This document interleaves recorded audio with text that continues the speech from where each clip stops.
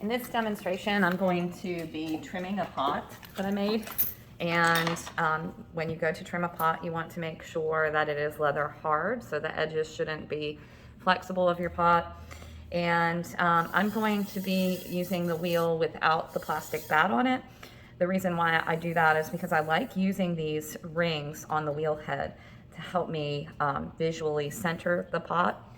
So I'm going to be placing the pot so that it has an equal distance between the pot and the rings. And then I'm going to use a small amount of clay.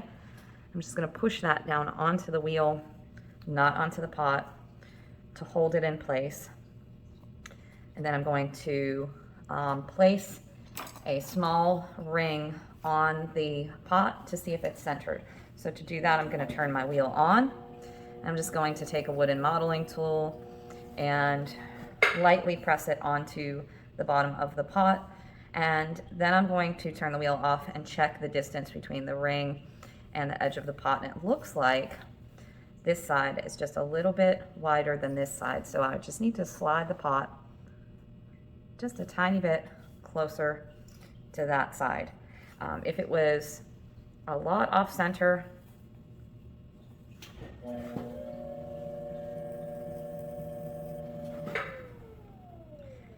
then you could see that I really need to move it towards the other edge. So I'm just going to push that back into place. I'm just going to smooth it out a little bit so I can check that centering one more time.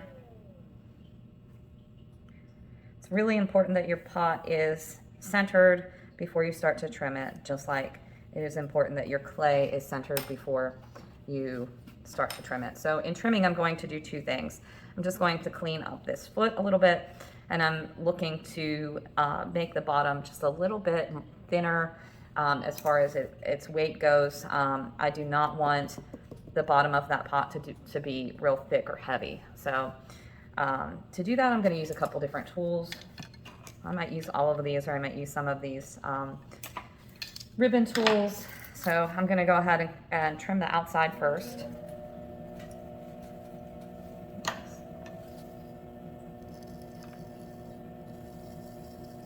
Just lightly placing my hand above the pot just to make sure this tool doesn't catch and pop the pot up.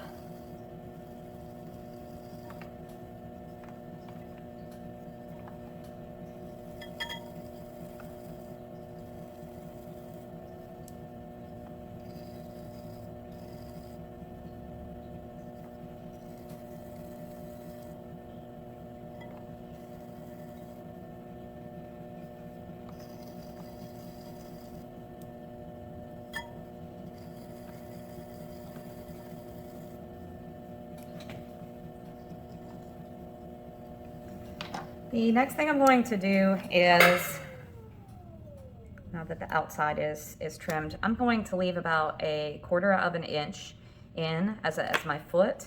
And then I'm going to trim out the inside just a little bit.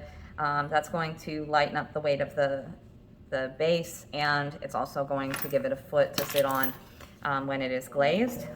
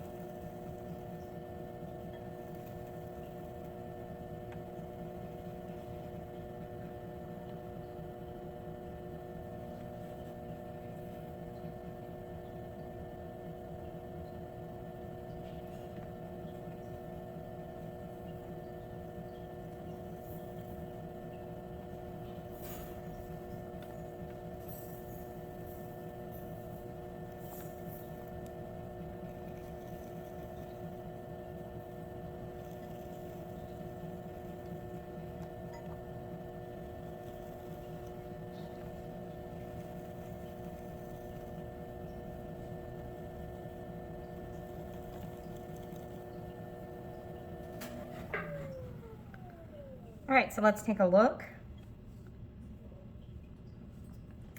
All right, that's looking pretty good. This edge is just a little uneven, so I'm gonna go back and trim that. but you can see that I've got about 1/4 inch, and then it drops about an eighth to 1/4 of an inch. And that's going to allow me to glaze this bottom rim. It will leave a foot to be unglazed, and then I'll be able to glaze the pot.